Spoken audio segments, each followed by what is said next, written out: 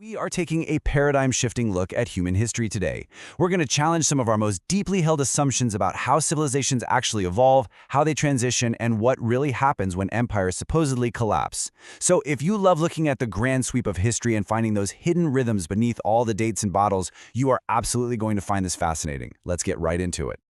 Section 1. The Fall or an Inheritance. Setting up our historical anchor. Okay, let's dive into this. Did the barbarians actually destroy Rome? I mean, this is the core tension we really need to explore today. The traditional historical narrative, the one we've pretty much all been taught, presents this moment as a catastrophic fall. We always picture this violent, abrupt end where savage outsiders just burn down the absolute pinnacle of human achievement. But what if that conventional narrative is just entirely wrong? Traditionally, we picture pure destruction, right? But the German philosopher Oswald Spengler championed a really radical subversion of that whole idea. He argued that the Germanic tribes didn't simply destroy Rome, they inherited it. They absorbed its knowledge, its architecture, its religion, and its administration. They basically walked into the ruins of a dying world, and rather than just erasing it, they injected their own youthful, vigorous energy into the remains of that classical order. It wasn't an assassination at all. It was a civilizational transfer. And hey, fun fact, many barbarian kings actually minted coins with the Roman emperor's face on them just to maintain that sweet imperial street cred. Section 2. History as a living organism. This brings us to Spengler's theoretical core. To really grasp how this transfer works, we need to look at how Spengler viewed the passage of time itself. The foundation for our entire analysis today comes from Spengler's massive, seminal work, The Decline of the West. See, Spengler completely rejected the idea that history is just a straight line of continuous progress. You know, that popular view where humanity just keeps getting better and more advanced step by step? Yeah, he didn't buy that. Instead, he looked at history and saw something entirely different. He saw something almost biological. The crucial point here is his concept of the morphology of history. He proposed that civilizations, or what he actually preferred to call cultures, behave literally like living organisms. They aren't just dry collections of dates and politics. They have their own unique spirit, their own distinct worldview, and their own specific artistic and intellectual expressions. And just like any living thing in nature, they have a lifespan. Let's move to and see how this builds. Because according to Spengler, this life cycle unfolds across 4 very distinct phases. Step 1. A culture is born. Step 2. It matures. Step 3. It flourishes creatively, producing its absolute greatest philosophical and artistic achievements. And then finally, Step 4. It inevitably declines into a rigid phase that he specifically termed civilization.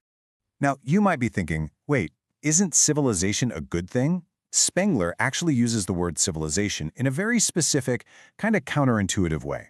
He draws a really sharp distinction between a culture and a civilization. For him, a culture is that youthful, vibrant, intensely creative phase. But civilization, that's the late, exhausted phase. While the culture phase is full of life, this late civilization phase is dominated by massive bureaucracy, urban gigantism, and just pure materialism. The creative spark is completely gone, and it's basically replaced by pure imperial administration. Section 3. From Classical to Faustian. Looking at a massive historical shift. So, if we look at late imperial Rome through Spengler's framework, it perfectly embodies that exhausted civilization phase. I mean, Rome had immense, monumental achievements. It had incredible political organization, unmatched engineering, military power, and just massive cultural prestige. Yet, by the late imperial period, its actual creativity was seriously weakening. The society was becoming incredibly rigid, even as its bureaucratic administrative machinery just kept expanding. It was this magnificent structure for sure, but the internal life force was fading. It was primed for an inheritance. And here is what was actually born from that inheritance. The Germanic kingdoms took the remnants of Rome, the Latin language, the Roman roads, the Christianity, the laws, and they completely transformed them into something entirely new. Spengler calls this new birth the Faustian civilization. The older classical civilization was obsessed with balance, proportion, and the tangible visible world.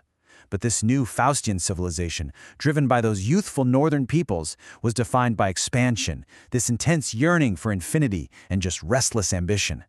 This is the uniquely Western European spirit that would eventually produce soaring Gothic cathedrals, vast ocean voyages, skyscrapers, and even modern technology. Section 4.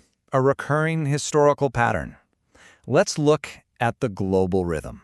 What makes Spengler's analysis so breathtaking is that this isn't just some isolated story about Europe. Not at all. Spengler observed this stunning pattern recurring again and again across the globe. It's this repeated encounter where younger, vigorous peoples from the periphery move into the world of an older, wealthier, mature empire at the center.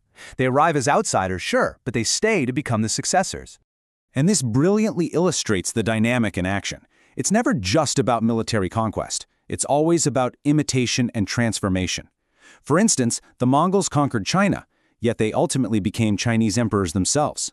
The Ottoman Turks conquered Constantinople, but they absorbed deep Byzantine and Persian traditions. And the Normans, who literally descended from Viking raiders, well, they adopted the French language and feudal culture to legitimize and build their own powerful kingdoms. They all conquered militarily, but then they inherited the prestige and the administration of the very people they overcame. Section 5. Cycles of Conquest and Renewal. Time to synthesize the threads. Now, to be completely fair and objective here, it's really important to report that Spengler's work is highly philosophical, it's very poetic, and yeah, it is definitely controversial. Critics argue that his highly deterministic, cyclical view of civilizations oversimplifies the messy reality of history. They point out that fitting every society into these neat little biological phases ignores the deep complexity and unpredictability of human societies. We aren't just plants that bloom and wither on a set schedule, according to his detractors. However, even regardless of the criticisms of his strict biological determinism, Spengler's central insight remains incredibly powerful. The defining drama of human history often lies right here, in the encounter between youthful conquerors and mature civilizations. The barbarians didn't simply erase the classical world. Instead, they carried its vital fragments forward, transforming them and really laying the groundwork for an entirely new age of birth, decline, and renewal. I want to leave you with this incredibly powerful summary. The ruins of one civilization become the foundation of another. In Spengler's vision, history is never a straight line to nowhere. It's a constant, dynamic cycle. Thank you so much for joining me for this explainer. Keep asking those big questions, and I'll catch you next time.